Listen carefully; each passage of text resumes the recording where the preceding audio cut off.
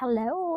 So may kwento ako sa inyo. So kanina nag-grocery ako sa Ayala Malls Legazpi. So nakita ko dun sa may nakita ko dun sa counter na eto, yung super trending na pistachio, Dubai style na chocolate. So tingnan natin, I actually really excited kasi noon gusto kong matikman yung ganito pero wala akong pambili kasi super mahal. So ngayon, this is only 75 pesos sa Ayala Malls Legazpi sa grocery. So tikman natin. Tikman natin pistachio. So whatever, kung paano mong i-pronounce to. So tara, tikman natin! Tikman natin! Let's open it!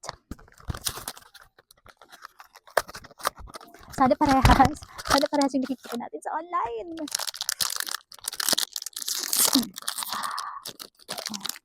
Ano kaya? Madidisappoint na ako o matutuwa ako? Oh my God! Look! Parang same yung style niya, yung design niya. Oh my gosh. Oh my God, look. Makapal siya. Ganito lang siya kalaki. So, tikman natin. Ay, wait, tingnan natin to. Yun. Okay, tikman natin.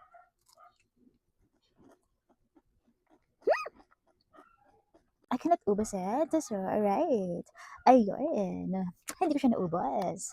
Kung i-rate ko siya, 1 to 10, siguro, I would rate this mga 4. Don't judge me ha. O hindi ko naman natikman yung original na to. So, wala kasi siya masyadong lasa sa akin. And hindi ako matcha lover. And hindi rin ako mahilig sa chocolate. So, nakita ko lang talaga. I was just very curious. So, that's why I bought this. So, natuwa lang ako kasi at least, di ba, yung mga nakikita mo online na original pag kinahat